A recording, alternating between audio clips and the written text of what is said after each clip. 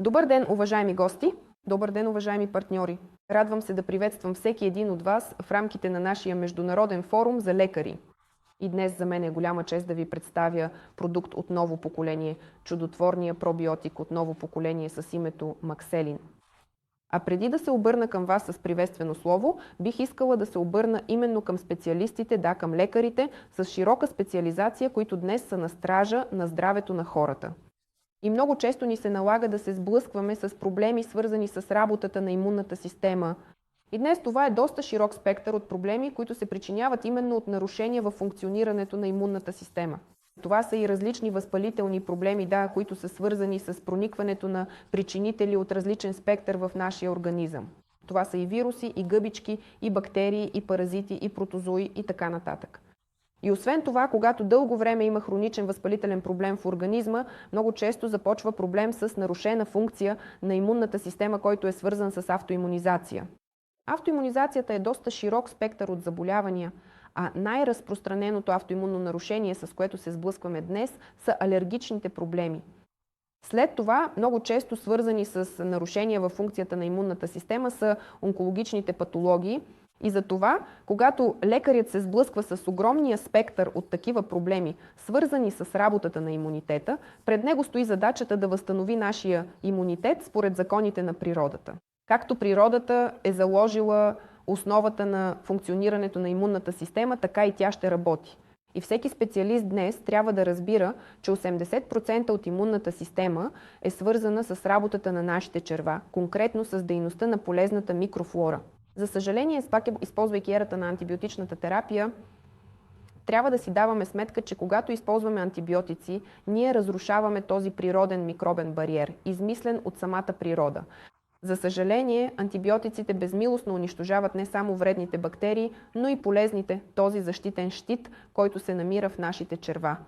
И ако изобщо се обърнем към микрофлората и погледнем какво всъщност представлява тя, ще видим, че това е защитен щит, който се състои от квадрилиони микроорганизми. Представете си, нашето тяло съдържа 75 трилиона клетки, а се оказва, че микроорганизмите в нашето тяло са много повече от собствените ни клетки. И днес учени от цял свят свързват този микробиом, те изобщо го разглеждат като отделен орган на нашия организъм, като отделен орган, който влияе на жизнената дейност на всички органи и системи. И от това зависи не само нашата устойчивост, естествената, природната устойчивост към инфекции, но и характерът на нашето храносмилане, нарушенията на абсорбцията, нарушенията свързани с ферментопатии. Това е непоносимостта към различни видове. Всичко това също е пряко свързано с микрофлората. Освен това, микрофлората не е само орган, който ни защитава от проникване, размножаване и колонизация на нашия организъм от вредни причинители. Тя също така има огромна роля, свързана с витаминизирането на нашия организъм. Тоест тази микрофлора произвежда за нас огромно количество витамини. Практически цялата гама витамини от група В също се синтезира от тази полезна микрофлора. И нашата имунна устойчивост е пряко зависима от тези бактерии.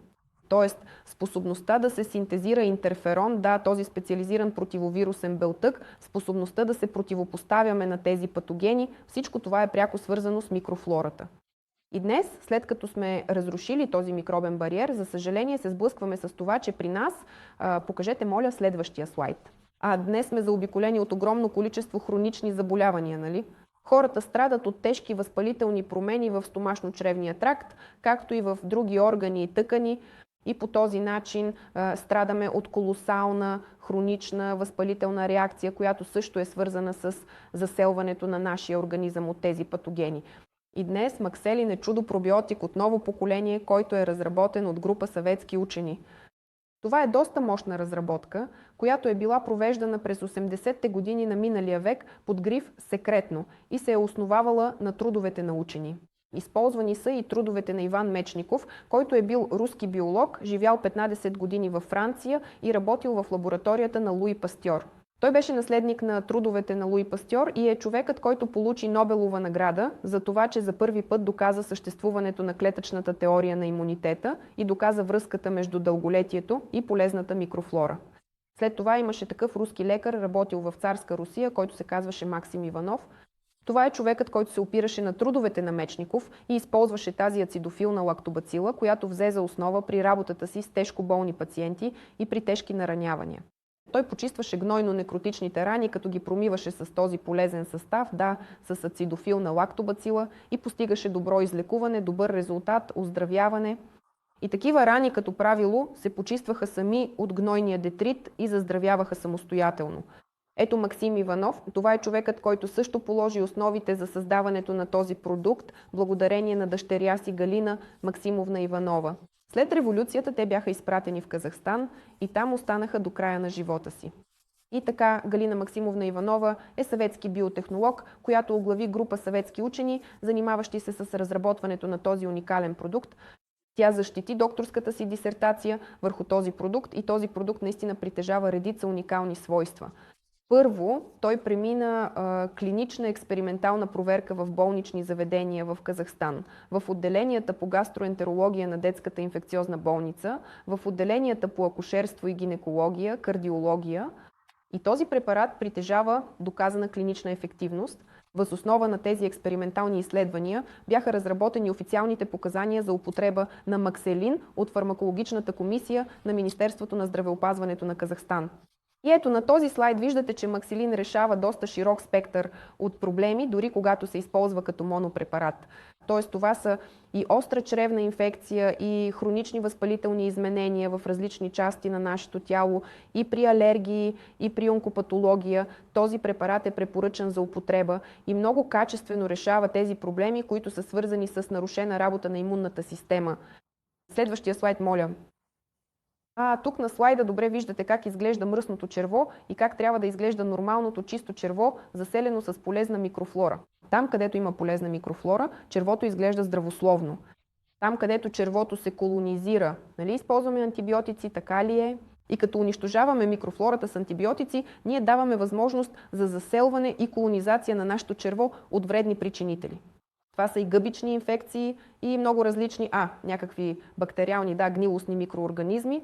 И ето там, където в червото се заселва гнилостна микрофлора, червото изглежда по този неблагоприятен начин, т.е. се появяват гнилостни налепи, ципи, различни налепи с вид на плесен.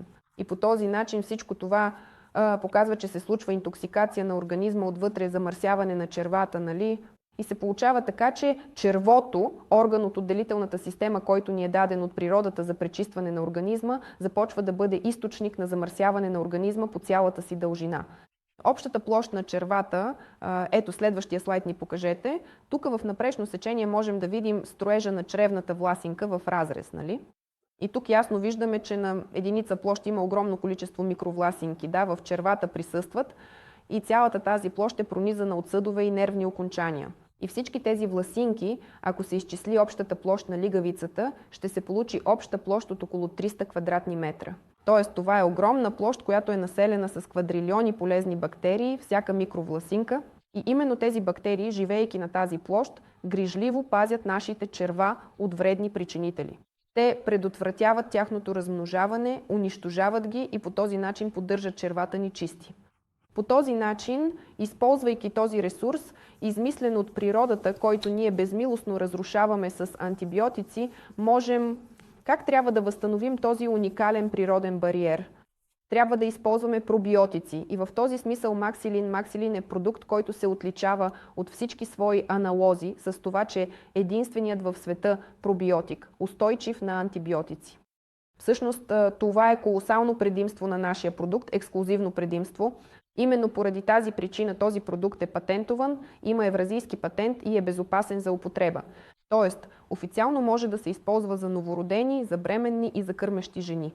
Това е много важен момент, защото обикновено пробиотиците също имат ограничен спектър на употреба.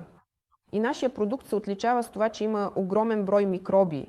Всъщност, за да се засели такава площ на лигавицата като 300 квадратни метра, е необходимо доста голямо количество микроби и освен това трябва да работим продължително време. Не по-малко от 6 месеца, приблизително толкова е нужно, за да можете да заселите цялата площ на лигавицата с полезни бактерии. И този продукт има още едно отличително качество. В основата на продукта е жива лактобацила. Тази жива лактобацила е била извлечена от мекония на новородено бебе. А меконият, както знаете, е първият изпражнение на новороденото. Когато човекът все още дори не е опитал майчиното мляко, той вече се появява при новороденото. И този меконий съдържа именно тази ацидофилна лактобацила при здравото новородено. И така, за основа беше взета именно такава лактобацила, плюс още една лактобацила, извлечена от отдел на стомашно-чревния тракт на новородено агне. Тези две бацили бяха взети за основа при създаването на този продукт и фактът, че тя е жива, също така го отличава изгодно от всеки пробиотик, който можете да видите на пазара. Защото в по-голямата си част пробиотиците са изкуствено отгледани, лабораторно създадени и те не притежават онази жизнеспособност и устойчивост, която има живата лактобацила. Именно поради тази причина този продукт притежава наистина уникални лечебни свойства. Работихме с този продукт в продължение на 1 година. Слава Богу, благодарение на срещата между създателя на продукта Григорий Мирошников, който участва в разработката на Максилин, и инвеститора на нашата компания Energy Max, Асет Джумагулов, беше положена основата и изграден завод за производството на Максилин. В продължение на година имаме щастието да получаваме този продукт и да постигаме добри резултати при хора с тежки заболявания.